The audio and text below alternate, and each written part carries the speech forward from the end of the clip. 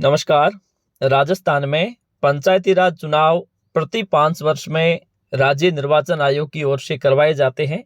पिछले पंचायती राज चुनाव 2020 में और कुछ पंचायतों के चुनाव उसके बाद में 3-4 महीने बाद हुए थे। तो ऐसी स्थिति में इनका जो कार्यकाल है वो पूरा होने वाला है। तो ऐसी स्थिति में राज्य निर्वाचन आयोग की ओर से अगले जो पंचायती राज चुनाव है इसकी तैयारियां शुरू कर दी गई है। इस संबंध में एक आदेश जो राज्य निर्वाचन आयोग की ओर से जारी किया गया है, उसमें कौन कौन सी बातें कही गई है जिसके माध्यम से पंचायती राज चुनाव 2025 का आयोजन किस प्रकार से करवाया जाना है।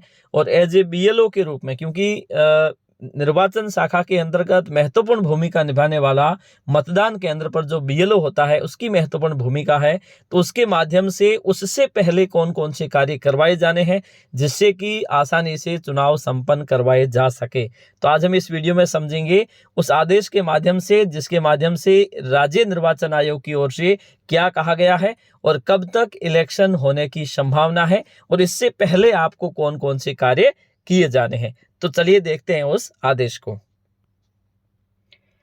तो ये आदेश है राज्य निर्वाचन आयोग राजस्थान की ओर से।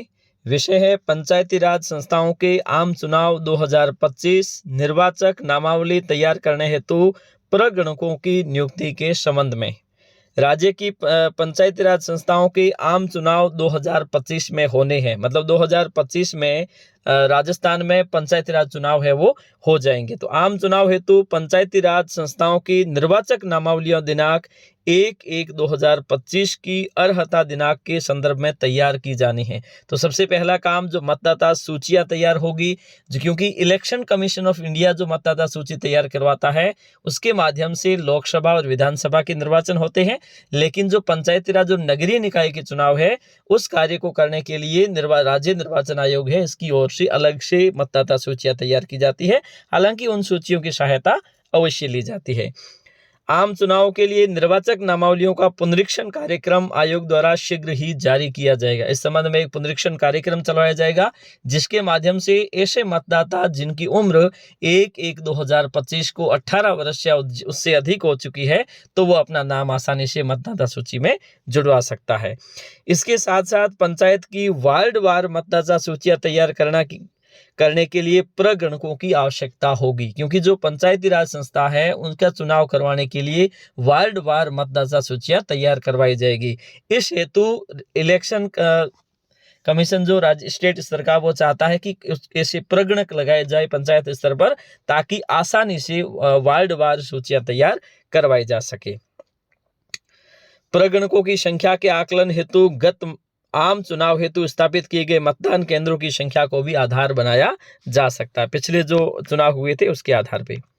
आगामी आम चुनाव हेतु आयोग द्वारा नियुक्त state level agency Rajasthan electronics and instrumental limited द्वारा निर्मित सॉफ्टवेयर ई सूची के माध्यम से विधानसभा की मतदाता सूचियों के अद्यतन डेटाबेस को पंचायत के वार्ड वार विभाजित कर मतदाता सूचियां तैयार की जाएगी। मतलब जो मतदाता सूचियां हैं वो एक सॉफ्टवेयर के माध्यम से उसे वार्ड वार तैयार कर दी जाएगी। इस विभाजन की प्रक्रिया के लिए प्रपत्र A1 में भरी जाने वाली सूचनाएं संबंधित प्रगणकों द्वारा तैयार की जाएगी। तो ये जो वार्ड वार सूचियां तैयार होगी इसमें परिशिष्ट 1 जो भरा जाएगा वो प्रगणक के माध्यम से भरा जाएगा, ताकि कौन व्यक्ति कौन से वार्ड में आता है उसकी पहचान हो सके। प्रगणकों द्वारा विधानसभा की मतदाता सूचियों में अंकित किसी भाग के मतदाता को उससे संबंधित पंचायत के वार्ड के अनुसार विभक्त किया जाएगा। तो प्रगणक का काम क्या होगा, वो मतदाता सूचियों को वार्ड वार तैयार करेगा, कौन व्यक्ति कौन से वार्ड में आता है इसका जो सीमाएं निर्धारित होने के बाद में उसका एक आकलन हो जाएगा। ऐसी प्रारूप मतदाता सूचियों का संबंधित प्रगणक द्वारा अपने वार्डों में जाकर प्रत्येक मतदाता का भौतिक सत्यापन भी किया जाएगा। मतलब जैसे जो वार्ड वार सूचियां तैयार होगी उसमें कौन व्यक्ति कौन से वार्ड में रह रहा है, वास्तव में वो रह रहा है नहीं रह रहा है, इसका एक भौतिक सत्यापन भी किया जाएगा। अब जब प्रगणक की नियुक्ति की जाएगी तो इस संबंध में कुछ बातें हैं वो ध्यान रखने योग्य है।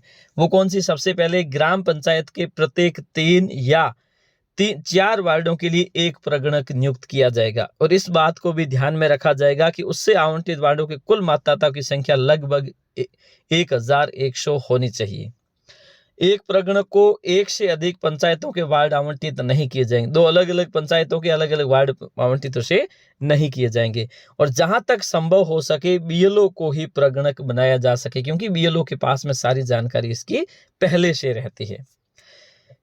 यथासंभव संबंधित ग्राम पंचायत में पदस्थापित कार्मिक ही उसी वार्ड के लिए प्रगणक नियुक्त किया जाए, ताकि उसे अपने वार्ड की सीमा और मतदाताओं की पूर्ण जानकारी हो। नियुक्त किए गए और किए जाने वाले प्रगणक किसी राजनीतिक दल या राजनीतिक गतिविधियों में संलग्न नहीं होने चाहिए। और प्रगणक की नियुक्ति का जो कार्य है इस आदेश के जारी होने के 7 कार्य दिवस में पूर्ण होना चाहिए। प्रगणक के पद पर नियुक्त योग्य 10% अतिरिक्त कार्मिकों की सूची तैयार की जाए। तो ये राज्य निर्वाचन आयोग का आदेश है, जिसके माध्यम से प्रगणक की नियुक्ति की जानी है, जो मतदाता सूचियों को वार्ड वार तैयार करेंगे। और इसका काम है वो राज्य निर्वाचन आयोग आम चुनाव के माध्यम से ले सकेगी। तो आज के लिए इतना ही, धन्यवाद।